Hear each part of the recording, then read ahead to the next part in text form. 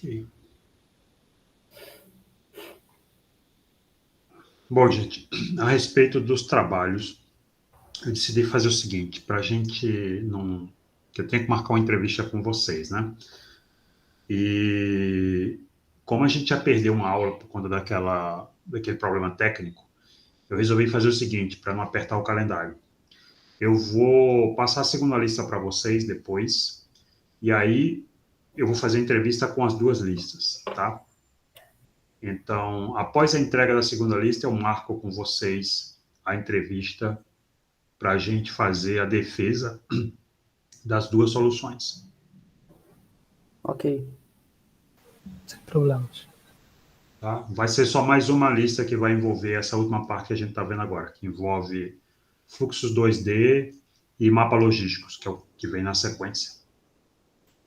Se Bom, o senhor puder já liberar a lista, que a gente vai resolvendo. não, a lista só vou te entregar a lista quando acabar o assunto, Ok. tá? Ela não tá, não vai, só vai ficar pronta aí, nessa etapa.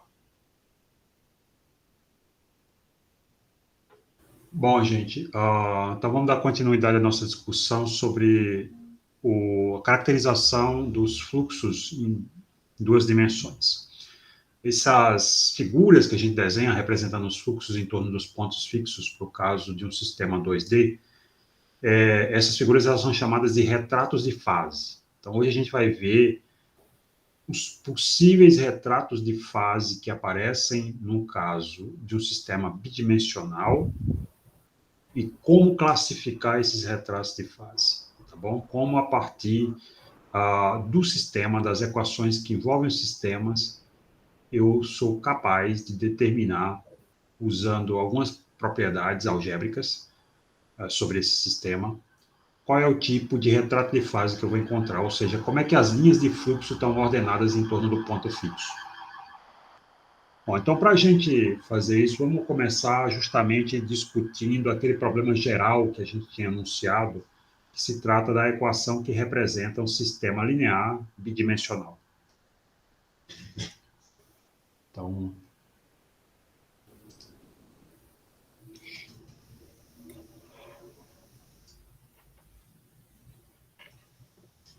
nós vamos começar falando sobre classificação de sistemas lineares.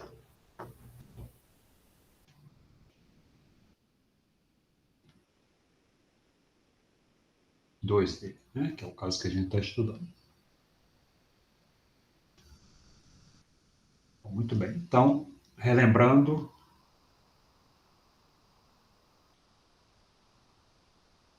nós estamos tratando de sistemas com a cara genérica dessa daqui, x ponto, que depende de um f de xy, um y ponto, que depende de um g de xy, e como nós vamos olhar apenas nesse momento para os casos lineares, essa função aqui, ela é alguma coisa do tipo ax mais by, essa daqui do tipo cx mais dy. Nós vimos que esse tipo de sistema ele também poderia ser escrito numa forma matricial.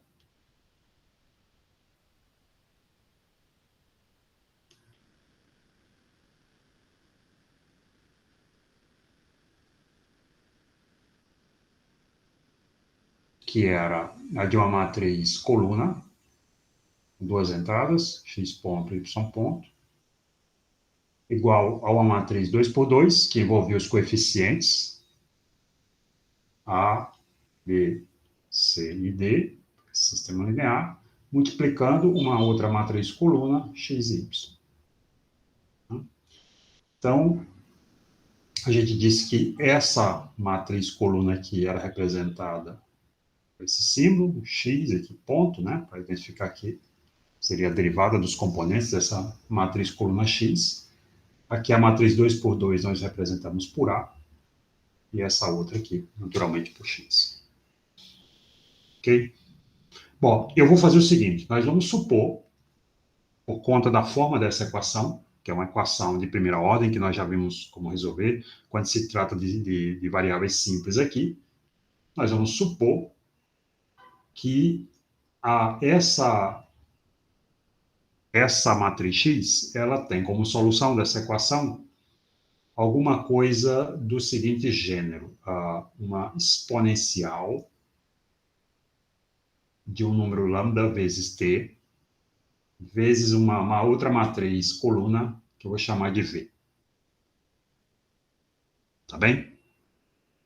Por que que eu suponho isso daqui? Bom, porque essa equação, se eu estivesse falando de números, né? X ponto igual a vezes x, esqueçam que é uma matriz, vamos pensar que isso aqui é um número. Isso daqui é a equação de primeira ordem dx dt igual a x. Como é que eu resolvo isso daqui? Fazendo aquela separação de variáveis que nós já vimos, e a solução dessa coisa aqui é alguma coisa desse tipo aqui. Tá bom? Então, por que essa equação tem como solução uma forma como essa, que eu vou justamente supor uma forma similar aqui, por causa das matrizes. Tá bem? Ok. Show. Bom, agora vamos pegar, então, isso daqui e colocar aqui dentro da nossa equação. Então, vou chamar isso aqui de asterisco. Então, eu vou substituir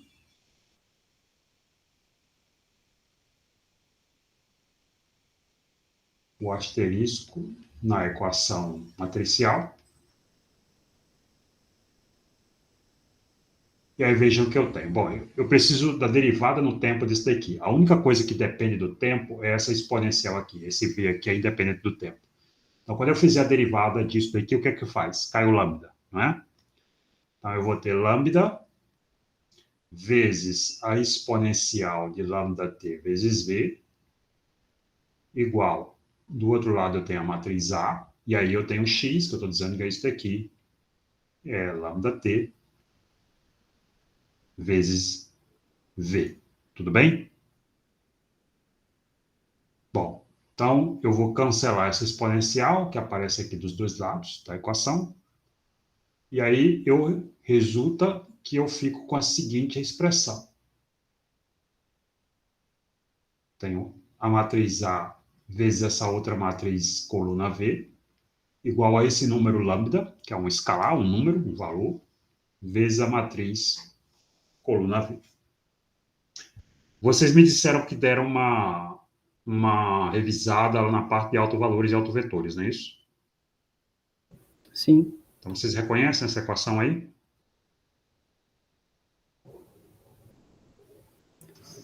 O lambda é o alto valor, né? Isso. Essa é a equação de alto valor, não é? Sim. Em que lambda é o alto valor da matriz A e V é o alto vetor associado a esse alto valor, certo? Sim. Então, aqui nós temos lambda como um alto valor de A.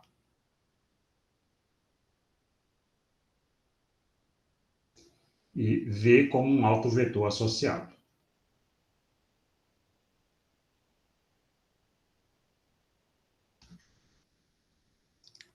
Certo?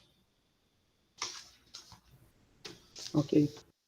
Bom, como é que a gente faz para encontrar esses autovalores e autovetores?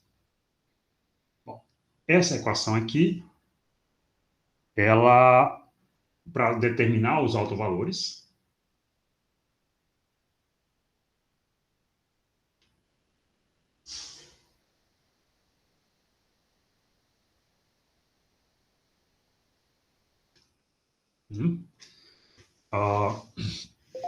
essa equação aqui, ela vai ser resolvida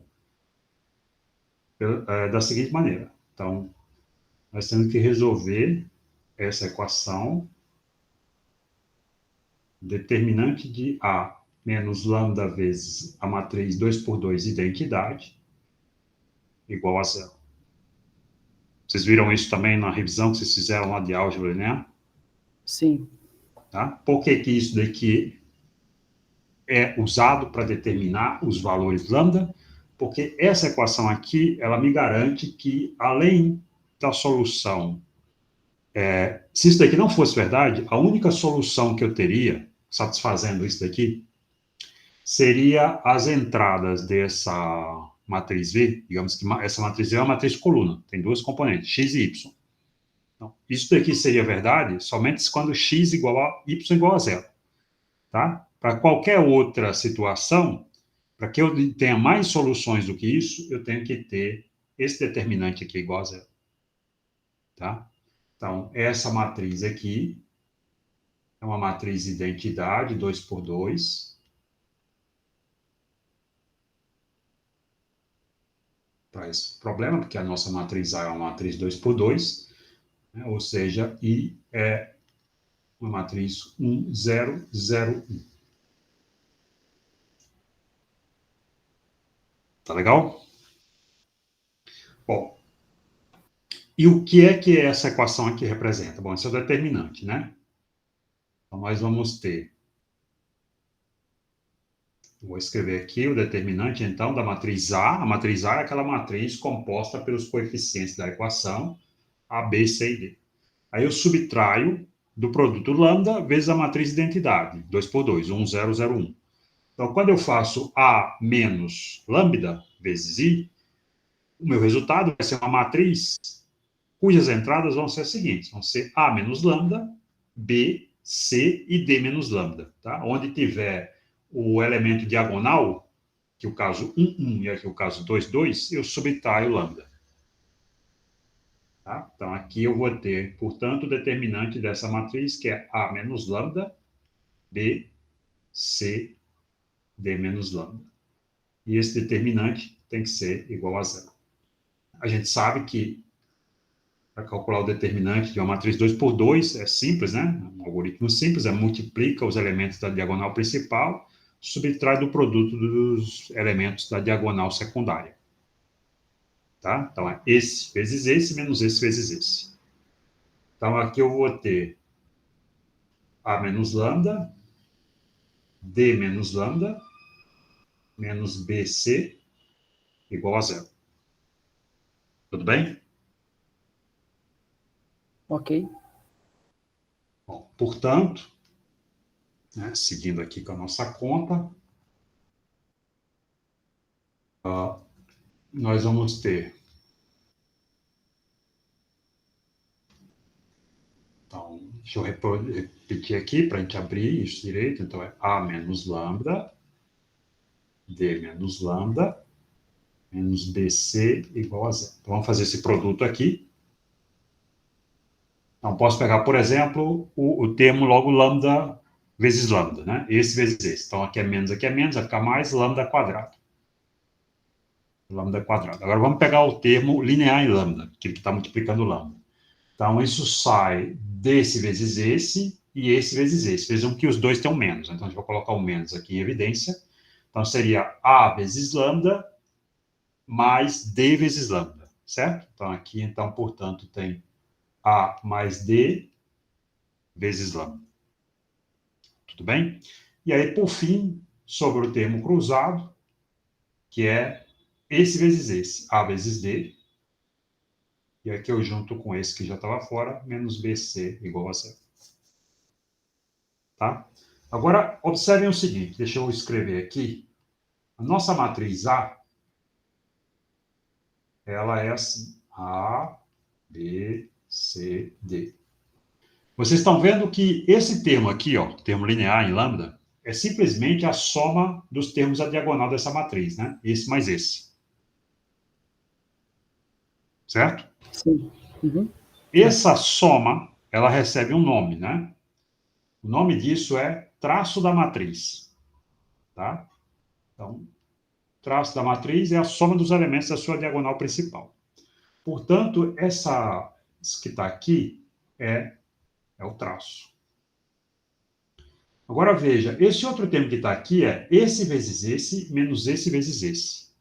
A gente acabou de dizer que isso daqui era o determinante da matriz. Tá? Vou chamar isso de delta. AD menos BC, né? O produto dos elementos da diagonal principal menos o produto dos elementos da diagonal secundária. Tá bem? Então, o que está aqui é o delta, tá? A diagonal. O determinante da matriz A. Certo? Ok. Bom, com isso, então eu tenho essa equação de segundo grau para resolver. Né? Como é que eu resolvo isso daí? Quais são os valores que eu vou ter aqui? Eu vou ter dois possíveis valores, né? Já que eu tenho a equação de segundo grau, eu tenho duas possíveis soluções para essa equação. Quais são as possíveis soluções dessa equação?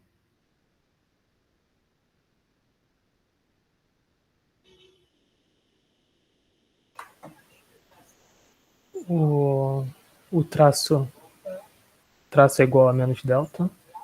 Não. Como é que é? Como é que eu resolvo uma equação de segundo grau? Por Bhaskara, Por Bhaskara. Como é a fórmula de Bhaskara? menos B, né? Que é menos o B, o traço. B aqui quem é o traço, né? Uhum. Então seria, né? Como o B aqui menos tal, então aqui vai ser o próprio tal, né? Mais ou menos. Mais ou menos, Raiz de delta. raiz quadrada De de B ao quadrado. B ao quadrado, Menos 4. menos 4, o A, que A, aqui que é é 1, 1. vezes o C, que é o Delta. determinante delta. Sobre 2 Tudo isso dividido por 2, né? Ok? Então, a gente vai representar assim, traço sobre 2, mais ou menos 1 meio, a raiz quadrada de delta quadrado menos 4 delta. Legal? Então, essas são as duas possíveis soluções, portanto, os dois possíveis autovalores que essa matriz tem. Então, é uma matriz 2 por 2. Em princípio, eu tenho dois autovalores. Em princípio, são diferentes, eles podem ser iguais, quando, por exemplo, esse argumento aqui for zero, né? Eu tenho uma situação em que os dois autovalores são idênticos, né? Que aí os dois vão valer tal sobre 2. Mas, em geral, eles são diferentes. Né? E a cada um deles está associado um alto valor V. Tá legal? Agora, observem mais uma coisa aqui. Então, eu vou separar esses dois autovalores, né, o sinal mais e o sinal menos, e chamar um de lambda 1 e outro de lambda 2.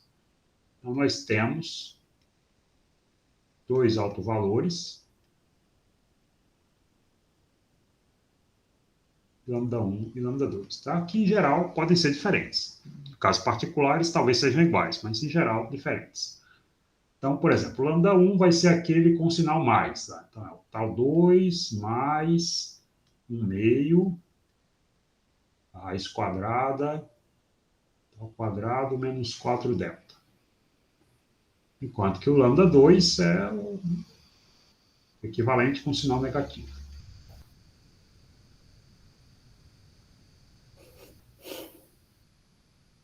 Tá? Bom, agora, observem o seguinte. Se eu somar os dois autovalores, o que é que eu tenho?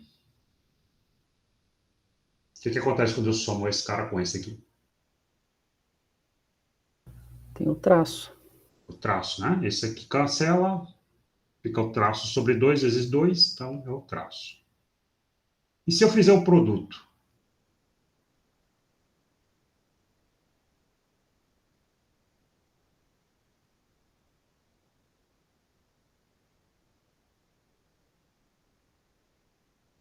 Se eu fizer esse vezes esse. Isso daqui é aquele tipo de produto especial, né? Que é A mais B vezes A menos B. Então, o resultado disso é o quê? É A quadrado menos B quadrado. Então, é o quadrado do primeiro menos o quadrado do segundo. Tá? Então, se eu faço esse ao quadrado, eu vou ter gama 2 sobre 4, menos o quadrado desse outro aqui. Então, tem um quarto que multiplica gama 2 menos 4 delta. Tá? Então, o gama 2 ao quadrado, o gama 2 sobre 4 vai cancelar, que vai ter aqui e aqui. Aí tem um menos, né? Ficou fora, por causa do menos o b quadrado. 4 delta sobre 4. Então, o resultado disso é o próprio delta. Ok? Ok. Vocês estão vendo, então, que aqui a gente tem essa propriedade especial de que a soma dos dois autovalores é igual ao traço, e o produto dos dois autovalores é igual ao determinante. Isso quer dizer que existe uma certa transformação das coordenadas, em que eu posso levar as minhas variáveis originais da equação, que são x e y, né, como apareceu aqui, para outras coordenadas, x' e y', que nessas novas coordenadas, a minha matriz A se transforma numa matriz A', 2 por 2 também, mas cujos coeficientes agora são λ1, 0, 0 e λ2. Tá? Portanto, vocês estão vendo aqui que o traço dessa matriz resulta ser a soma dos autovalores e o produto e o determinante dessa matriz é igual ao produto dos dois autovalores. Tá bem? Então, isso quer dizer para a gente que se eu conhecer o traço e o determinante da matriz A, é o bastante para eu saber tudo a respeito do que eu preciso saber, porque eu sei exatamente esses autovalores. Tá? Vocês estão vendo aqui que esses autovalores só dependem desses dois números, o traço e o determinante de A. Tá bom? Ok. Bom, agora notem o seguinte. Essa informação também é importante para perceber o seguinte, que como a nossa solução vai ser uma coisa do tipo exponencial do alto valor lambda vezes t, se esse alto valor lambda é positivo ou negativo, isso me diz se o fluxo está convergindo ou divergindo do ponto fixo, do ponto fixo, certo? Como a gente viu no caso dos exemplos particulares dados na aula passada. Certo? Ok. Certo. Tá? Então, o sinal desses autovalores é que vai ser determinante para mim dizer se o fluxo, se o fluxo vai convergir para o ponto fixo ou divergir para o ponto fixo, que vai me dizer que tipo de ponto fixo eu estou olhando, se ele é estável ou instável. Bom, como eu tenho esses dois autovalores, um lambda1 e um lambda2, então eu posso ter um x1, que vai corresponder à exponencial de lambda1 vezes t vezes 1 v1, e um x2, que vai ter a exponencial de lambda2 vezes t vezes 1 v2. Então, essas duas são soluções da mesma equação. E a gente viu na aula passada, tá bem, que quando eu tenho uma equação linear, se eu tenho duas soluções dela, a combinação dessas duas soluções também é uma solução. Foi? Sim. Então, quer dizer para mim o seguinte, que se eu quiser construir uma solução geral da equação,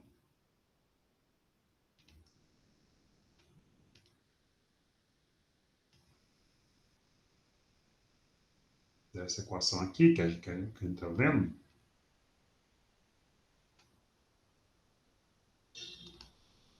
essa solução geral vai ser x de t igual a uma constante, vou chamar de C1, vezes a primeira solução lá, que é o exponencial de lambda1 vezes t, vezes um alto vetor V1, mais C2, vezes a exponencial de lambda2t, vezes um alto vetor associado ao esse lambda2 V2, tá? E essa daqui, esse C1 e esse C2 vão ficar determinados pelas condições iniciais, mas essa daqui vai ser a minha solução geral do problema, tá bom? Bom, antes da gente partir para a questão dos retratos de fase, da forma como os fluxos ficam orientados em torno dos pontos fixos e da classificação desses retratos de fase, eu vou dar um exemplo aqui de uma resolução de um sistema como esse, para a gente obter essa solução geral. Tudo bem, gente? Alguma dúvida até aqui? Não, Até agora não, professor. professor. Tá. Tudo bem, Sidney? Também? Sim, professor. Bom, então vamos fazer aqui um exemplo.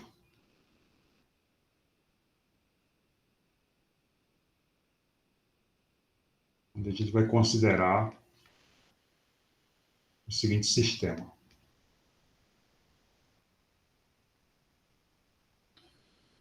Então, x ponto igual a x mais y, y ponto igual a 4x menos 2y. Bom, a matriz A associada a esse sistema, é dela que a gente vai precisar para a gente ter o traço determinante e, portanto, os autovalores. Qual é a cara dessa matriz? Quais são os coeficientes dessa matriz aqui?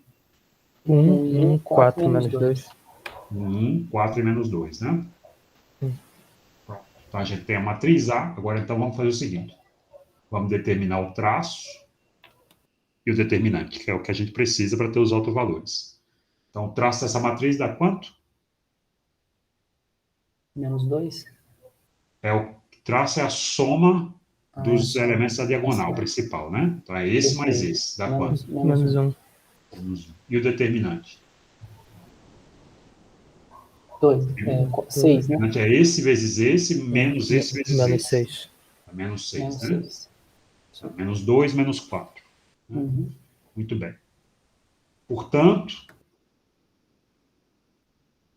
os nossos autovalores serão um lambda1, que é tal sobre 2 mais 1 meio de tal ao quadrado, raiz quadrada de tal ao quadrado, menos 4 delta. Certo? E aí a gente tem o seguinte. Observem o seguinte aqui. Então, tal é menos 1. Vai ficar menos 1 meio mais 1 meio, raiz quadrada de 1, menos 1 ao quadrado dá 1, né? Menos 4 vezes menos 6, que vai dar mais 24. Então, vai ser 1 mais 24, que dá 25, né? Então, isso daqui é menos meio mais 5 sobre 2. Então, o resultado disso é quanto? 4 sobre 2 dá 2, né? Correto. E o outro alto valor vai ser a mesma coisa com sinal trocado aqui, menos meio raiz de 25. Opa, pois, aqui que é menos meio, né? Aqui menos meio. Então, aqui vai ficar menos meio, menos 5 sobre 2. Então, vai dar menos 6 sobre 2, que dá menos 3. Certo? Então, tem esses dois autovalores aí. Um valendo 2, o outro valendo menos 3. Tá bem? Bom, agora, notem o seguinte. Bom, então a gente tem esses dois autovalores, mas a gente precisa, para ter a solução geral, dos autovetores V1 e V2. Como é que a gente calcula esses autovetores? A partir daquela equação de autovalores, que o A vezes V tem que ser igual a lambda vezes V. Ao alto valor lambda1 está associado um alto vetor V1, ao alto valor lambda2 está associado um alto vetor V2. Então, eu vou aplicar essa equação para cada um dos lambdas e obter cada um dos Vs assim. Então, aqui a gente agora vai calcular os autovetores.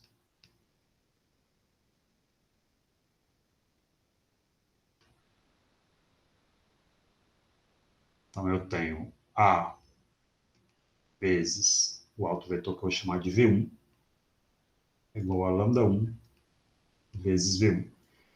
Essa matriz é a matriz 2 por 2, tá, dos nossos coeficientes, que era 1, 1, 4 menos 2. Essa daqui é uma matriz coluna, 2 por 2, vou chamar de x1, y1, tá?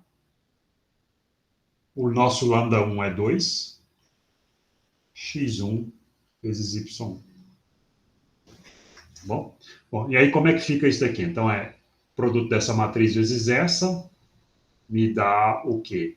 É linha vezes coluna. Então, esse vezes esse, mais esse vezes esse. Então, vai ficar x1 mais y1.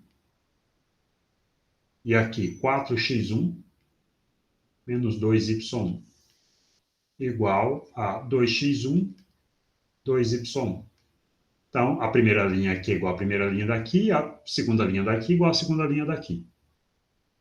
Então, esse sistema, x1 mais y1 é igual a 2x1, tá? Ou se eu posso escrever também, passando esse cara para cá, vai ficar 2x1 menos x1, então x1 igual a y1.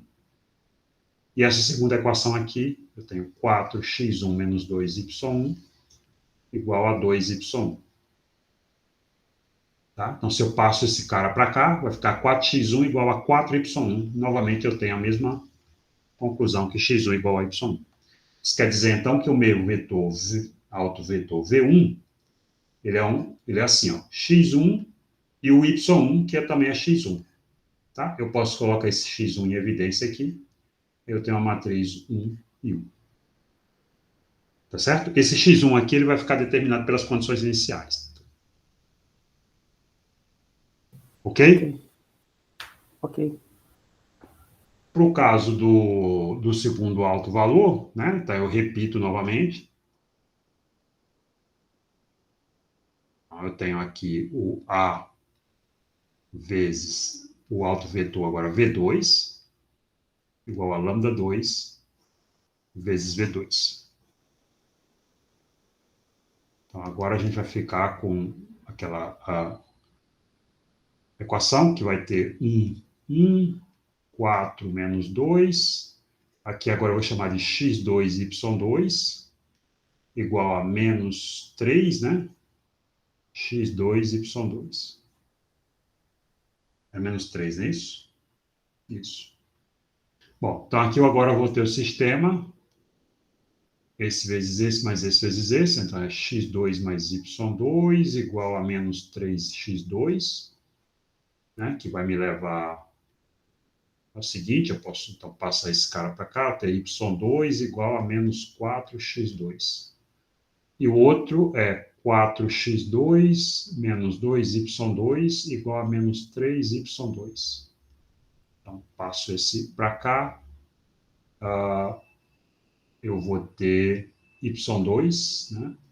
Menos y2. Se eu passo esse para cá, vai ficar mais 2y2 menos 3y2 menos y2 igual a 4x2, que é a mesma equação, né? Então, portanto, daqui, o meu V2 vai ser assim. Então, eu tenho x2 e no lugar do y2 eu vou colocar menos 4x2.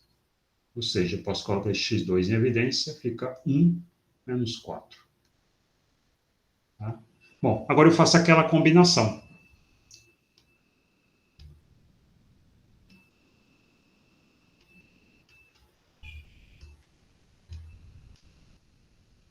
A minha solução geral vai ser a seguinte.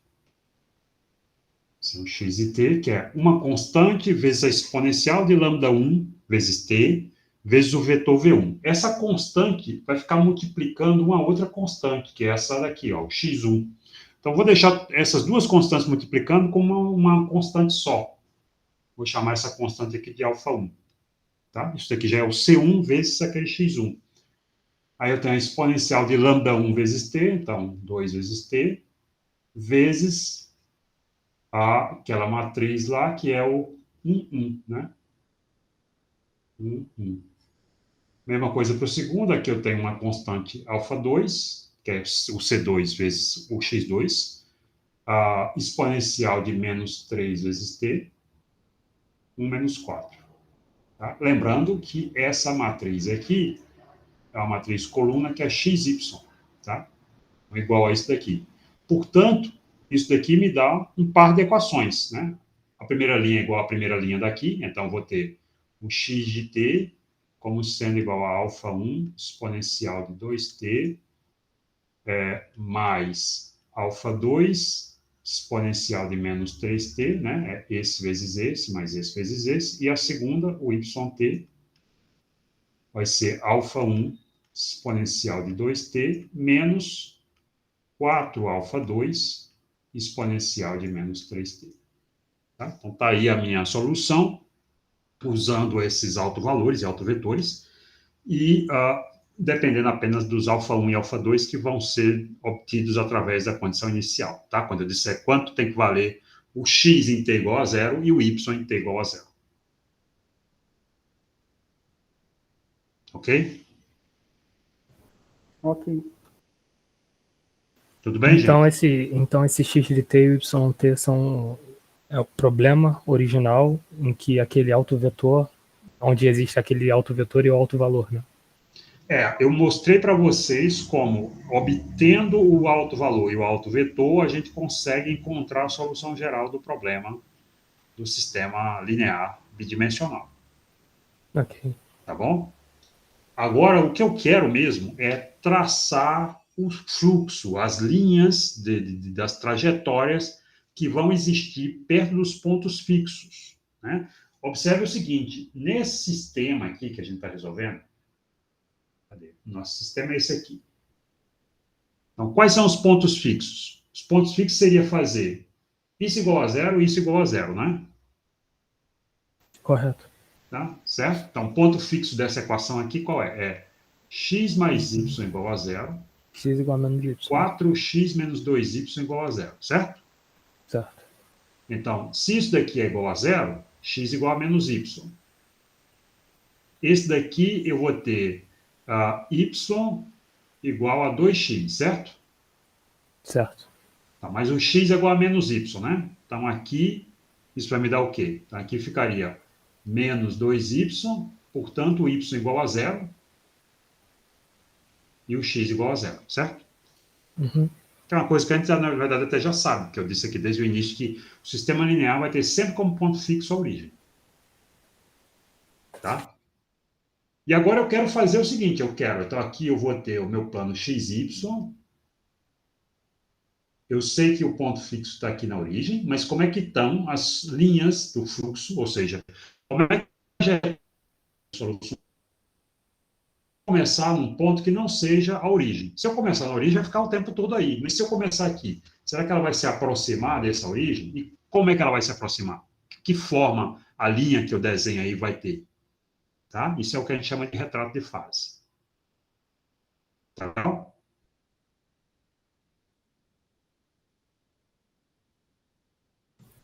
Ok. Ok, pessoal? Ok. Ok.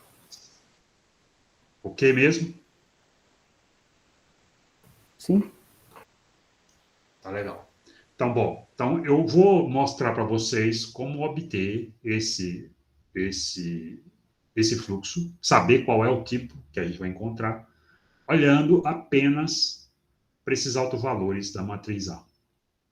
Tá? A gente não vai precisar resolver a equação como eu fiz aqui, a gente apenas vai tirar as conclusões a partir dos autovalores dessa matriz A.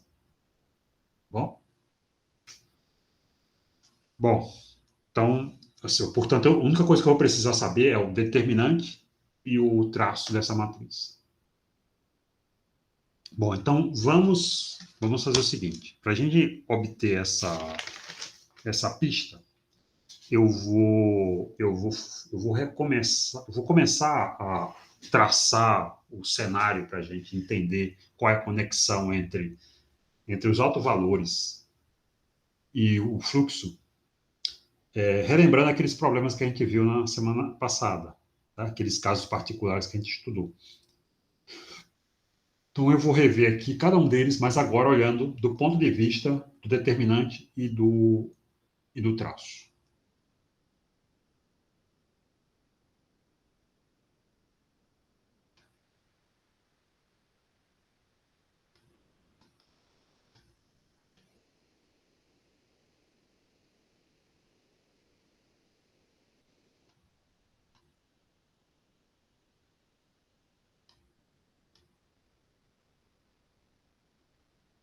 Eu quero que vocês atentem para o seguinte.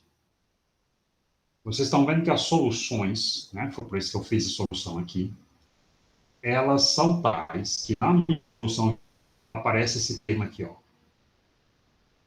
exponencial do alto valor vezes t, certo? Então, a forma com que esse alto valor se comporte vai depender de como a minha solução vai evoluir no tempo, certo? Ok. Tá? Ah,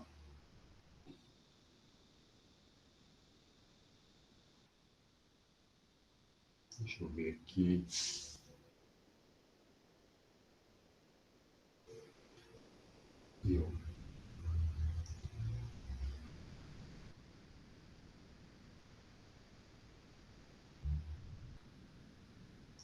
Então, observem o seguinte.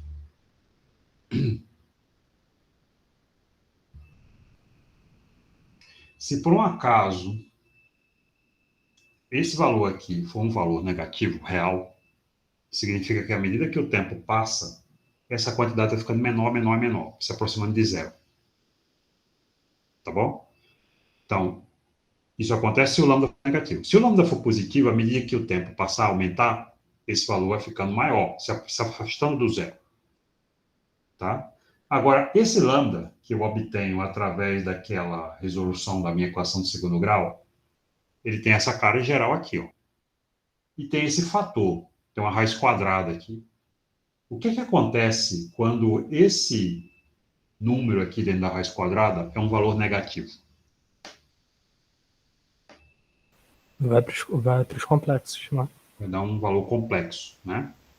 Então, eu também posso ter esse lambda como um valor complexo, certo? Correto. O valor complexo do lambda, quando você tem uma exponencial de um número complexo, isso determina o que a gente chama de fórmula de Euler. Vocês já ouviram falar nisso?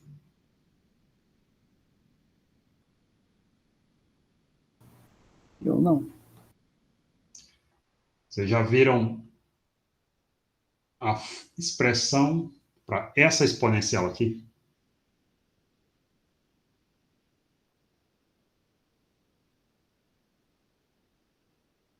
Alguém já Já viu? vi, mas eu não tô lembrando, professor. Então, isso daqui é chama de identidade de Euler, tá? A exponencial de um número complexo puro, como esse aqui, I vezes θ, né? É um número complexo, só tem a parte complexa, tá? O θ está multiplicando o número complexo I. Isso aqui é igual ao cosseno de θ mais I vezes seno de θ. É um número complexo cuja parte real é o cosseno e cuja parte imaginária é um seno. Certo? Certo.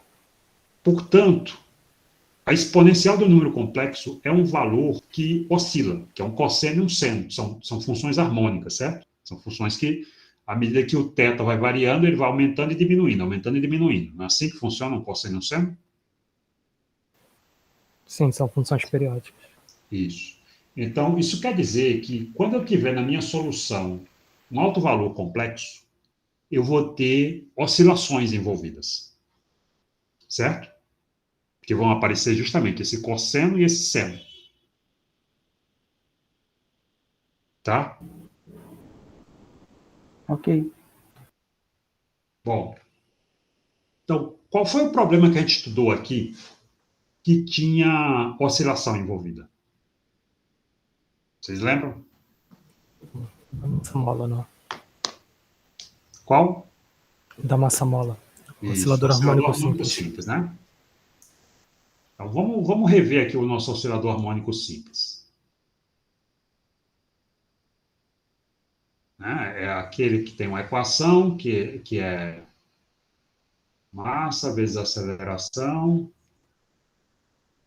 igual a força, que é o que nos X, a gente escreve aqui também como sendo x2 ponto igual a menos ômega zero ao quadrado vezes x, onde esse ômega zero ao quadrado é a razão entre a constante elástica e a massa. Bom, nós vimos que essa equação aqui, ela poderia ser expressa num par de equações, x ponto igual a v, e v ponto igual a menos ômega zero ao quadrado vezes x. Portanto, essa equação dinâmica é também escrita como um sistema 2D de equações de primeira ordem, linear, né, porque as minhas variáveis são x e v, e as dependências em x e v são lineares. Portanto, a matriz A corresponde a esse sistema. Qual é? Quais são os coeficientes que eu tenho para essa matriz A?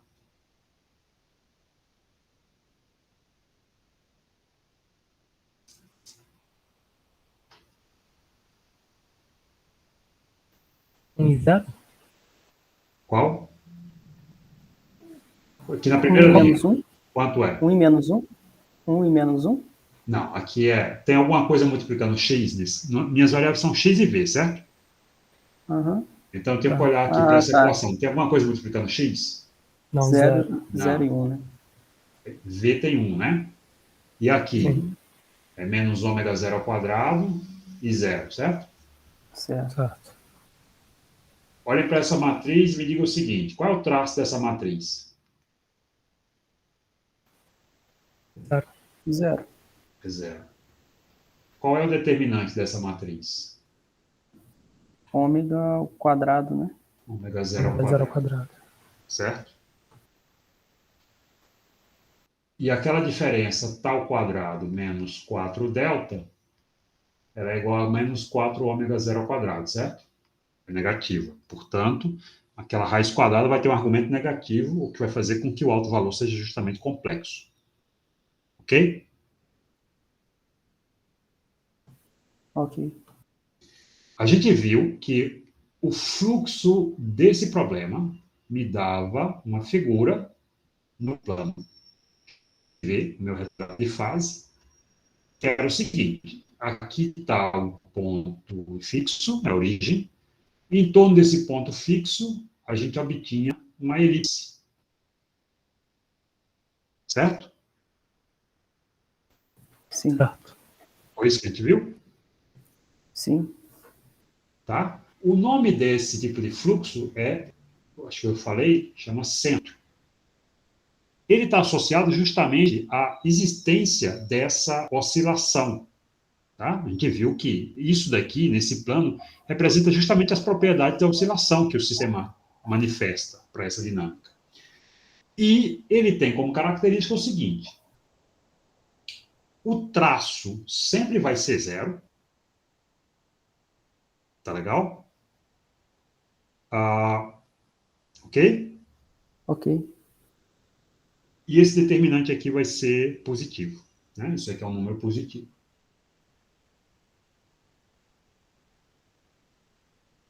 Certo? Ok.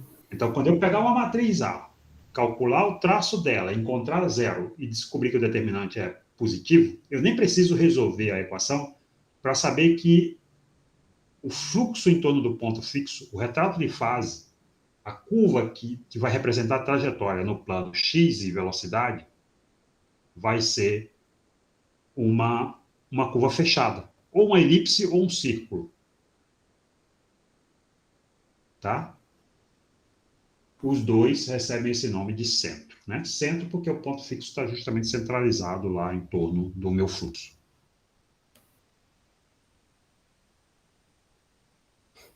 Certo? Ok. Certo. Então a Bom, gente não precisa nem verificar o sentido do. se eu estiver falando de um sistema linear, você pode fazer a conta, mas você vai constatar que isso aí é verdade. Ok. Tá? Você vai descobrir que a trajetória nesse plano aqui está representada por uma curva fechada como essa. Tá bom? Isso daqui é uma ferramenta tremenda para mim, porque eu não preciso fazer nenhuma conta a não ser isso. Somar esses dois valores e multiplicar. Tá legal? Ok. Se é no Bom, sentido horário ou anti-horário, aí é outra interfere? história. Aí é outra história. Aí vai depender da condição inicial também, né? Porque isso no fundo está relacionado àquela coisa. Como é que você fez para iniciar o movimento? Você comprimiu a mola ou você estendeu a mola? Tá? Uhum. Mas, do ponto de vista da característica da trajetória, isso não é tão importante. Isso é só uma questão de você, em que momento, a partir de que momento você vai começar a olhar o movimento. Tá bom? Ok. Alguém, acho que foi o Divino, né? O Divino me perguntou sobre o que acontecia quando tinha atrito. Tá? Isso. Ah, tá. Assim, antes da gente fazer a conta, deixa eu perguntar para vocês. O que é que vocês acham que acontece quando eu ponho atrito nesse problema? Uma espiral? Essa trajetória aqui, ela vai espiralando em direção ao centro, não é isso? Sim. Que é Pelo o que menos é o vai que eu acontecer acho. no problema real lá do massa rola. Sua oscilação vai começando a ficar cada vez menor, cada vez menor, cada vez menor, até que eventualmente ela vai parar, né? No ponto de Certo. equilíbrio. Ok?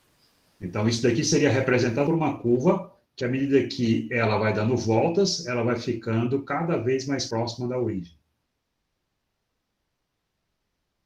Espiralando, então, na direção da origem, certo? Correto. Bom, então, vamos ver que tipo de propriedade tem essa espiral em relação a esses dois números que a gente está calculando aqui. Então, aqui eu vou fazer o caso do oscilador com atrito. Para simplificar a nossa vida, eu vou considerar um atrito simples, que é o chamado atrito viscoso, né? Esse atrito viscoso é um modelo para a força de atrito, né? A força de atrito é diferente, por exemplo, da força gravitacional, ela não tem uma expressão única. Tá? Na verdade, essa determinação da forma que a força de atrito tem, ela é uma coisa feita a partir dos dados experimentais. Então, você vai lá e supõe uma maneira para determinar a relação de dependência dessa força de atrito com as variáveis do seu problema. A gente conhece, por exemplo, o atrito de contato, né, que é entre duas superfícies, que a gente aprende lá em Física 1, atrito cinético, atrito estático, tá? Que tem a ver com atrito entre superfícies, mas existe também um atrito de um objeto que se move num fluido, como o ar, por exemplo. Então, a minha massa, por exemplo, ela está indo e voltando e ela está cortando o ar à medida que ela faz esse movimento. E o ar impõe para ela uma resistência de movimento. Então, uma forma de descrever esse tipo de resistência é o chamado atrito viscoso, que diz que essa força sempre se opõe ao movimento e ela tem uma intensidade que é proporcional à velocidade com que o objeto se move nesse meio. Tá? Então, essa é uma forma simples de determinar um tipo de atrito, não de contato entre superfícies, mas do movimento dentro de um fluido. Então, a gente diz que esse atrito, chamado de atrito viscoso, ele é uma coisa do tipo assim, força de atrito que é menos B vezes V, tá? Esse B aqui é uma constante que depende de uma série de fatores, da temperatura do meio, da forma do objeto que se move dentro desse meio. E todas as coisas acabam ficando aqui dentro dessa constante, e o que importa mesmo para a gente é que essa força depende da velocidade do objeto. Bom, então, sendo assim, a minha equação de movimento é massa vezes aceleração, igual a força total agindo sobre a minha massa. Então, agora eu tenho, além da força da mola, Kx, agora tem essa força de atrito também. Tá? Bom, eu posso reescrever essa equação assim. X dois pontos, que é o d2x dt2, eu vou passar o m dividindo todo mundo, então vai ficar menos k sobre m, que é o que a gente chamou de ômega zero ao quadrado, vezes x, e no lugar de b sobre m, eu vou ter gama. Tá? Então, gama b. Então, isso daqui é o k sobre m, isso daqui é b sobre m. Bom, essa equação aqui, eu também posso escrever como equações, igual a v, e v ponto, que seria a segunda derivada, é menos ômega zero ao quadrado vezes x, menos gama vezes v. Bom, portanto, aqui agora a gente tem esse sistema 2D, cuja matriz A, 2 por 2, vai ter que coeficientes? 0, 1, né? Primeiro aqui, não tem nada com x, tem 1 com v. E esse aqui, menos ômega zero ao quadrado, menos gama. Tá legal? Agora me digam o seguinte, qual é o traço dessa matriz? Zero. Não. O traço é a Menos soma gama. desse Menos texto, né? gama. É menos gama. Tá? O determinante, quanto é? Menos gama mais ômega zero ao quadrado. Não, é esse vezes esse, dá Ah, zero, tá certo, é menos zero. esse vezes esse, dá ômega zero ao quadrado. Certo? Perfeito. Tá certo. E a diferença que aparece lá na raiz, ela vai ser gama 2 menos 4 ômega 0 ao quadrado. Tá legal? Uhum. Bom, então, a nossa espiral, ela vai ser caracterizada pelo seguinte. Nós vamos ter esse valor aqui como um valor negativo. Tá?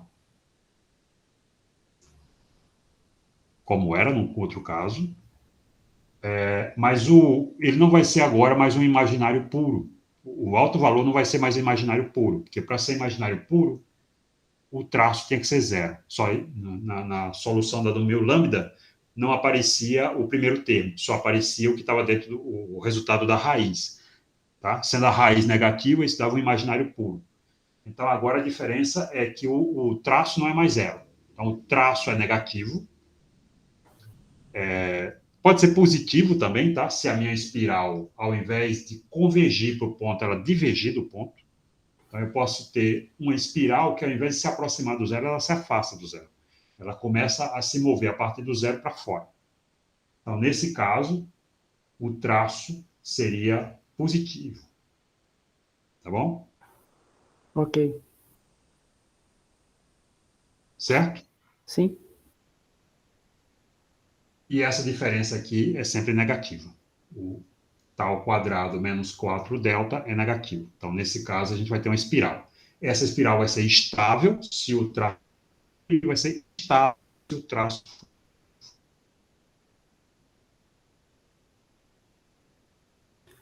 Professor, cortou aqui o que o senhor falou.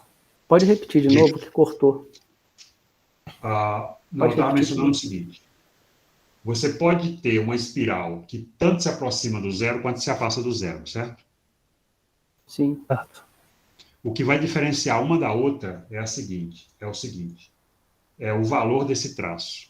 Quando o traço é negativo, você tem aquele alto valor, ó, vamos voltar lá para a expressão do alto valor que relaciona esse traço e o delta. Você está vendo aqui, ó? Ele aparece aqui, tá vendo? Uhum. Se esse valor, o lambda vai aparecer naquela exponencial da solução, né? Exponencial de lambda t, certo? Certo. Se esse valor aqui é um valor positivo, então significa que à medida que o tempo passa, ele vai crescendo. Correto. Tá bom? Se é negativo, ele vai decrescendo. Isso. Tá legal?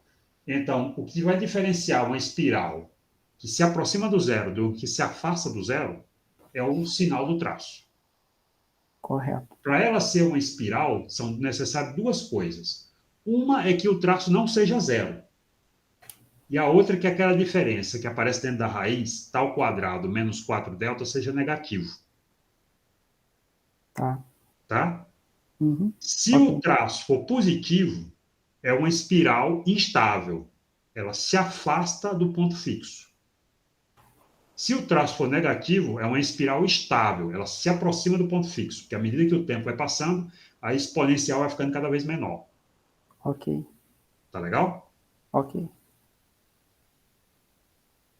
Bom, prosseguindo em relação àqueles exemplos que a gente tinha falado na semana passada, eu falei, por exemplo, dos casos em que acontecia eu chamei de nodo estável. Só relembrando aqui, nodo estável era aquele que acontecia numa situação como essa daqui, ó. Você ter, sei lá, aqui as duas variáveis x e y, tá? E você tem uma coisa assim, você tem aqui um ponto que é o ponto fixo, e aí os teus fluxos, tem, por exemplo, aquela forma de parábola que a gente viu, e nas duas direções o fluxo sempre se aproxima do ponto fixo. Tá? Então, esse ponto aqui é chamado de nodo estável. Ok? Ou sovedouro, porque todas as linhas convergem para ele. Tá legal? Ok. Se as setas estivessem apontando para fora, portanto, as trajetórias estivessem se afastando dele, isso aí seria um nodo instável. Ok? Bom, lembrem que esse tipo de coisa saiu de um par de equações como essa daqui, ó. X ponto igual a... Deixa eu ver aqui qual foi. Era menos 2x, vou pegar um daqueles exemplos, y ponto igual a menos y. Tá? A gente obteve uma coisa como essa daqui para um caso como esse. Tá certo? Ok. Bom, qual é a minha matriz A aqui?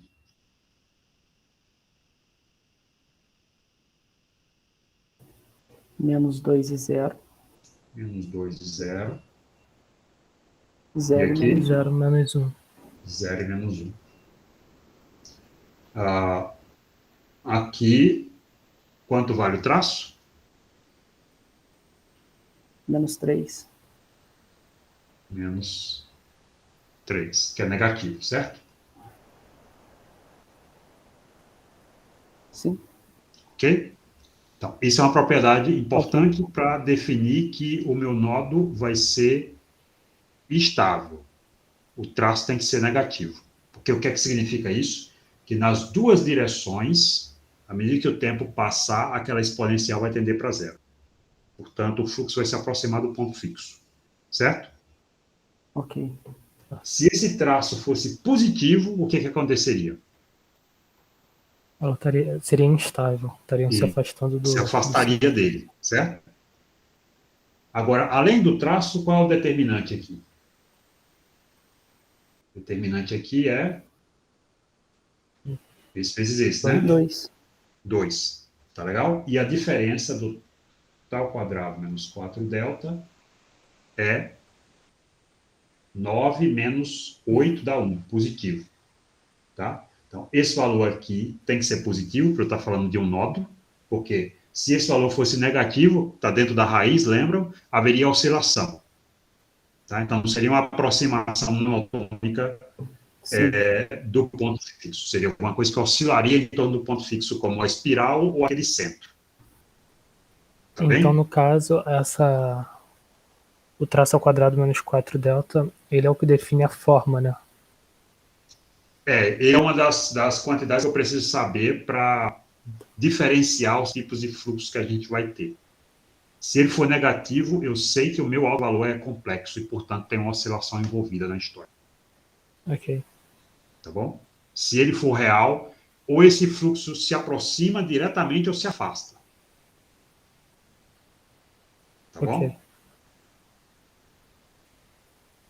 Ok. Bom, a outra que a gente viu era o que a gente chamou de... Deixa eu ver aqui, tá no 3, agora no 4. A gente chamou de estrela. Que era assim, ó. Era uma situação em que você tinha um retrato de fase, aqui estava o ponto fixo, e aí o fluxo eram linhas orientadas aqui para o meu ponto fixo. Tá? Nesse caso aqui, do caso estável.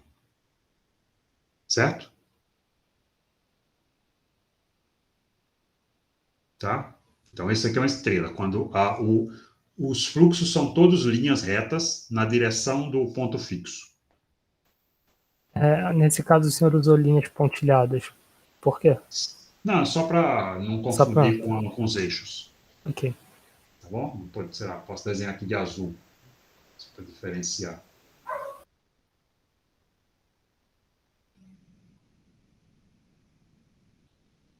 Tá legal? A equação que dava isso daqui, no exemplo que a gente viu, era assim, olha, x ponto igual a menos x, y ponto igual a menos y. Tá? Então, nesse caso aqui, a minha matriz A, ela vai ser do tipo menos 1, 0, 0, menos 1. Certo? Notem que nesse caso a gente tem um traço que é menos 2, menor que 0. Tá?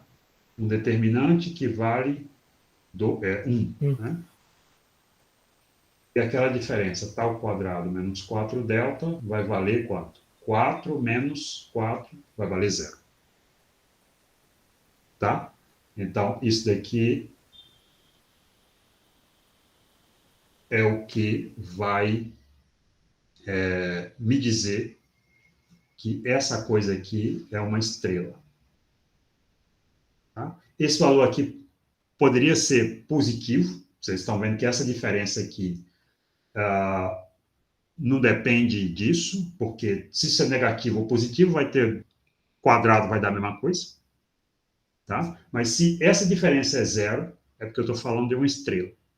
Tá? Esse negativo aqui apenas está indicando para mim que nas duas direções essa estrela é convergente ao ponto fixo. Se ela fosse positivo, significaria apenas que o ponto seria estável. Ok? Ok.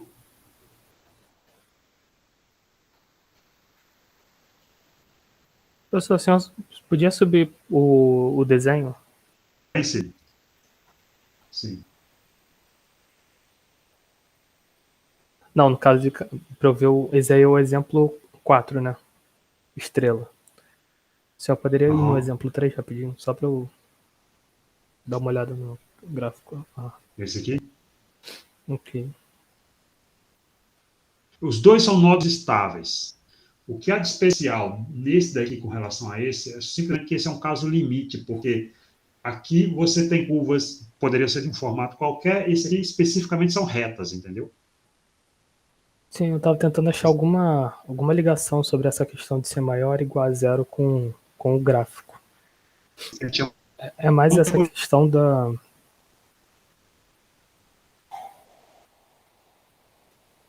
Professor, para mim o senhor está picotando.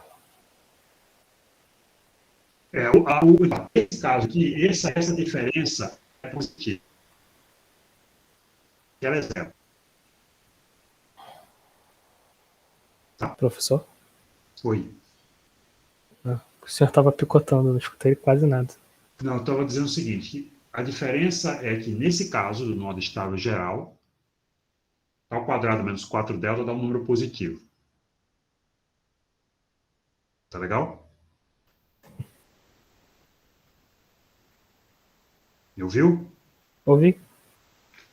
E nesse daqui, essa diferença dá zero. Tá. Tá? Então, se você tiver essa diferença igual a zero, você já sabe que possivelmente o fluxo tem essa cara aqui. Tem Então, alguma outra professor, possibilidade? é isso que eu vi agora. Isso que eu Tem uma perguntar. outra possibilidade, sim, que é quando os dois autovalores são iguais. Mas a gente não vai tratar aqui, é o que a gente chama de fluxo degenerado. Aí a curva ela pode se aproximar desse ponto aqui, tangenciando os eixos. Tá? Mas esse é um caso muito raro de acontecer. Professor, Oi. se essa equação aí for igual a zero, então necessariamente vão ser retas, né? Ou convergindo ou não, mas serão retas, né? Serão Formando uma retas. estrela. Exato. Se for menor do que zero, é aquele caso lá da elipse, né? Vão Aí, ser o ou eles círculo. vão ser, se for menor que zero, se esse número aqui for menor que zero, ou isso vai ser ou vai ser um centro, aquela Uhum, curva fechada, ou vai ser a espiral. Para perfeito. diferenciar uma da outra, você vai precisar olhar para o traço. Se Ok. o traço for zero, é uma curva fechada. Se o traço for positivo ou negativo, é uma espiral. E se essa equação for positiva, são curvas, né? Que Isso, convergem ou não. exato. Entendi. Tá legal? Daqui a pouco eu vou resumir tudo isso num plano, onde a gente vai colocar cada uma dessas possibilidades. Tá? Ok. Eu só vou fechar agora com os dois últimos casos especiais que a gente lidou na semana passada para ter todos os cenários. Então, o outro caso que a gente olhou era esse aqui da linha de pontos fixos. Onde todos os pontos no eixo X eram pontos fixos. Você lembra disso, Divino? Então, você tinha uma situação assim.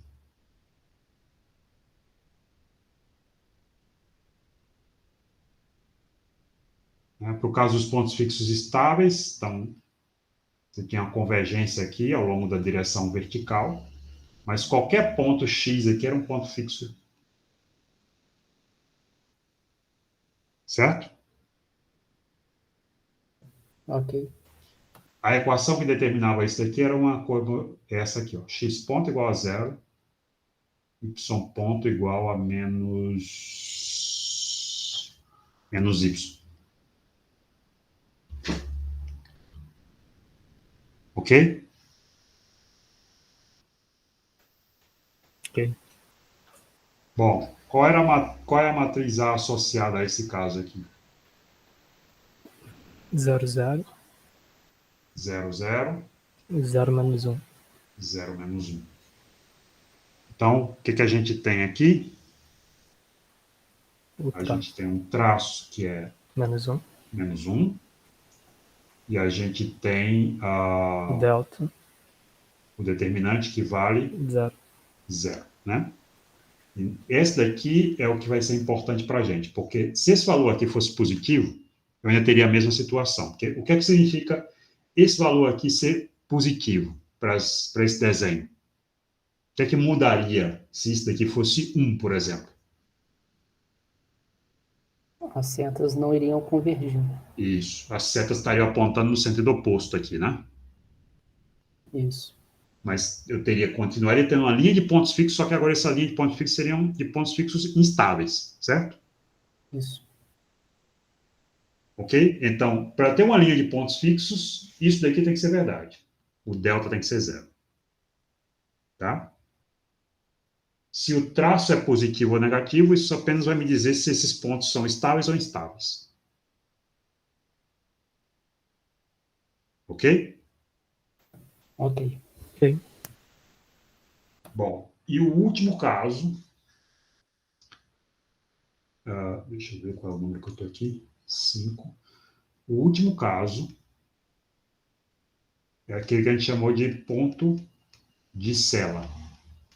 Essa era uma situação em que você tinha o seguinte: você tinha como curvas, no retrato de fase, essas hipérboles, em que o fluxo se aproxima do ponto fixo numa direção e se afasta na outra. Por exemplo, ele converge na direção y, mas diverge na direção x. Então, eu teria setas assim. Então, à medida que o y vai diminuindo, a seta está apontando para baixo, mas está se afastando na direção x. Certo? Aqui está o meu ponto fixo. Esse é o ponto de Sela. Ok? Se afasta numa direção, se aproxima na outra. Tudo bem? Ok. A equação que determinava esse tipo de problema era uma que tinha essa cara aqui. X ponto igual a x, y ponto igual a menos y. Vocês vejam, ela é positiva em x, ou seja, cresce com x, né? dx dt é positivo, mas dy dt é negativo. Tá? Então, a matriz A aqui, para esse sistema, cara, ela tem 1, 0, 0 menos 1. Ok? E aí você vê o seguinte: bom, esse número aqui, C1, poderia ser 2. Aqui poderia ser 2x e aqui menos y, do mesmo jeito. Continuaria se afastando em x e se aproximando em y. Então, o traço aqui da zero não é o que importa. O que importa é o seguinte: é que esse seja positivo, esse seja negativo ou vice-versa. E isso vai fazer com que, consequentemente, o que eu tenho aqui seja um determinante menor que zero. Porque um vai ser positivo, o outro vai ser negativo. Quando eu fizer o determinante, isso vai dar um número menor que zero. Certo? Ok. Tá? Então, se eu tiver determinante menor que zero, eu já sei que o meu fluxo é um ponto de Sela. Tá legal? Ok. Bom, então, resumindo todas essas observações num plano, nós vamos ter o seguinte esquema de classificação. Deixa eu fazer aqui um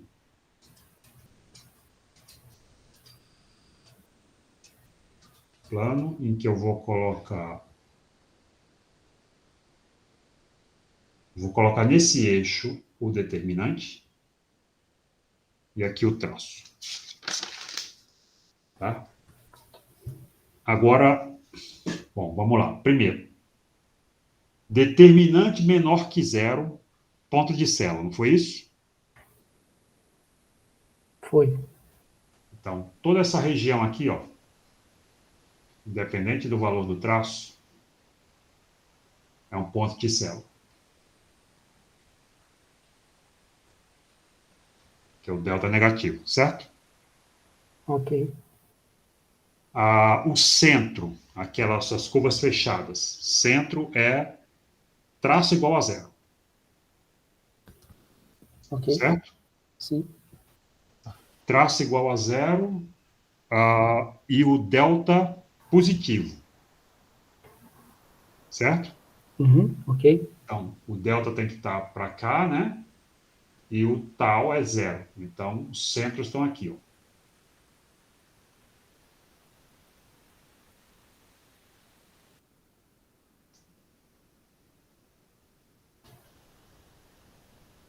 Tá legal? Então, aqui, centro. Beleza? Ok. Bom, agora eu vou desenhar todas aquelas condições do que está dentro da raiz, que é tal quadrado menos 4 delta. Tal quadrado menos 4 delta igual a zero é a equação de uma parábola, né? Nesse plano tal e delta. Uhum. Certo? Então, eu vou desenhar aqui as duas parábolas. Vou desenhar aqui a parábola para essa situação. Está aqui. Né? Então, essa aqui é a parábola. Isso aqui é a curva tal quadrado menos 4 delta igual a zero. Tá certo? O que está em cima e o que está embaixo é o seguinte. Bom, o que está embaixo é um valor menor. Então, é tal quadrado menos 4 delta menor. Certo? Tá. Aí eu disse para vocês, bom, se esse valor é negativo, que está dentro da raiz é negativo, eu tenho uma oscilação. E uma oscilação ou é um centro, ou é uma espiral. Certo? Certo. Bom, então o que está aqui abaixo, tirando essa linha, tem que ser uma espiral. Ok? Ok. Essa espiral vai ser estável, vai se aproximar do ponto fixo se o tal for negativo, né? Uhum. E vai ser instável.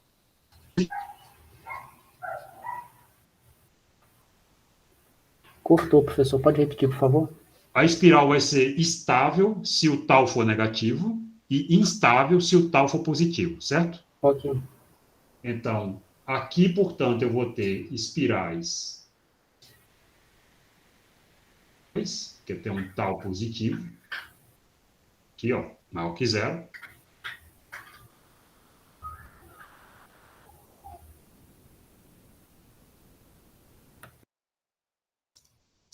Certo? Ok. Bom, agora eu tenho o seguinte. Se esse valor da diferença tal quadrado menos 4 delta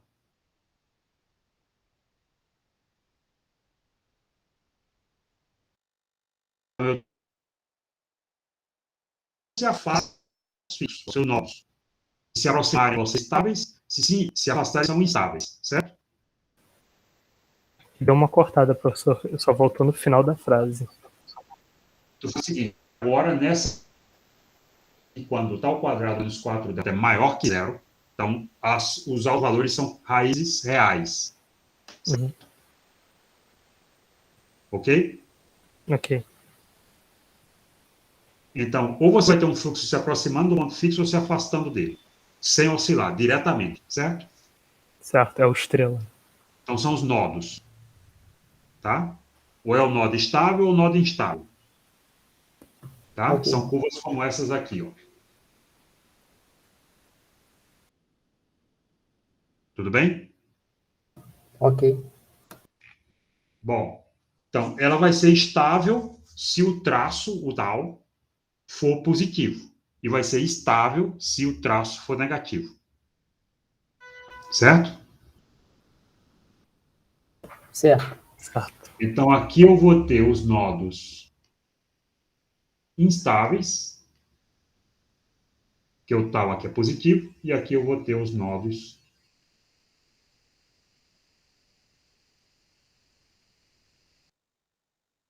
instáveis. Linha de essa aqui, que era tal igual.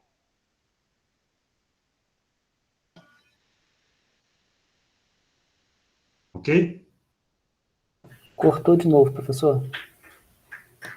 Estou falando o seguinte, uma das duas que estão faltando é a linha de pontos fixos. Qual é a característica da linha de pontos fixos? É Delta igual a delta zero. igual a zero. Delta igual a zero. O que é delta igual a zero aqui? É essa linha inteira aqui, ó. Certo? Qualquer ponto aqui nessa linha aqui é delta igual a zero.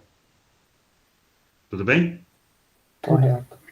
Então, essa linha aqui vai corresponder à linha de pontos fixos.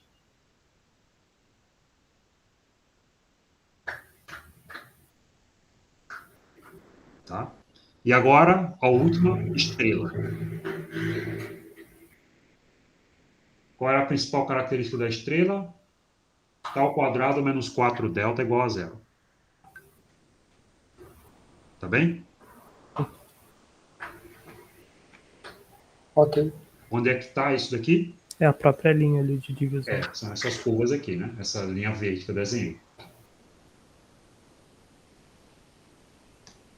Aqui estão as estrelas. Bom, então agora a gente tem esse esquema. Tudo que eu preciso saber para desenhar o tipo de fluxo que eu vou encontrar num sistema linear é pegar a matriz A, que representa esse sistema, encontrar traço e determinante, e descobrir em que lugar desse diagrama o meu ponto está.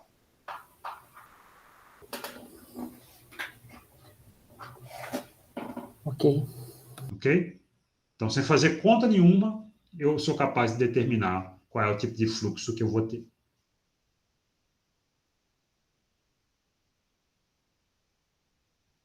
Certo? Ok. Olha, parece que está muito fácil isso daí, professor. Mas é. Você deve tudo isso graças a um sujeito, a um matemático francês chamado Henri Poincaré, que transformou esse problema tremendamente difícil num problema muito mais simples. Bom, a gente vai dar uma engrossada no caldo na semana que vem, quando a gente estender esse raciocínio para um sistema que não seja linear. Será que eu ainda posso aproveitar alguma coisa daqui? Porque sistemas lineares são exceções. Tá? A coisa é assim tão simples porque esse caso é um caso realmente muito simples. Mas será que esse raciocínio ainda pode ser aplicado no sistema, mesmo que ele não seja linear? Então é o que a gente vai ver na próxima aula. Ok. Professor, Diga, a aula de hoje terminou, então? termina a cor. Uhum. Ok. É que, como eu falei, eu assisti a aula passada e eu fiquei com uma dúvida. Diga. Que o senhor estava falando sobre os fluxos unidimensionais, né? Foi naquela revisão, bem no início da Sim. aula. Aí o senhor falou que eles não podem flutuar porque senão eles iriam para Fugir da dimensões linha. da linha, né? Isso. Mas eles não podem oscilar na própria linha, não? Como? Como um próprio oscilador harmônico num determinado ponto fixo? Não confunda as coisas, tá? Porque o oscilador harmônico, ele é um movimento unidimensional do objeto que está se movendo. Mas em termos da quantidade estudada, ele tem duas coisas que estão variando: posição e velocidade. Se só uma delas pudesse variar, você não poderia ter esse tipo de movimento. Porque, na medida que o objeto vai e volta, o que, é que acontece com a velocidade dele? Ela vai trocando sinal, vai Pois mudando. é. Se ela não pudesse fazer isso, as duas, né, nem posição e velocidade, pudesse fazer isso simultaneamente, você não poderia ter esse tipo de movimento, certo? Então, quando a gente está falando de um movimento unidimensional nesse sentido matemático, um D, você só tem uma variável, tá? Entendi. E aí você não pode ter esse tipo de comportamento porque ela tem que caminhar naquela linha lá. Para ela poder retornar, ela teria que sair daquela linha. Não é?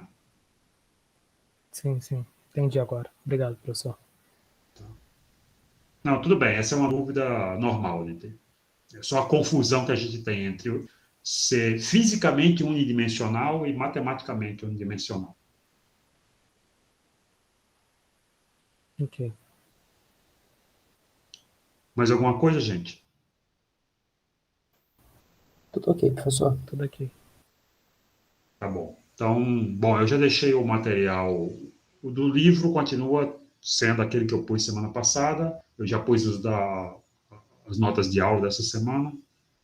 Tá? Eu vou pôr também esse daqui daqui a pouco. E, bom, semana que vem a gente continua, então. Ok, professor. Boa Boa semana a semana. vocês e até semana Boa que vem. semana, Boa pessoal. semana, Até Divino. mais. Tchau, tchau. Valeu.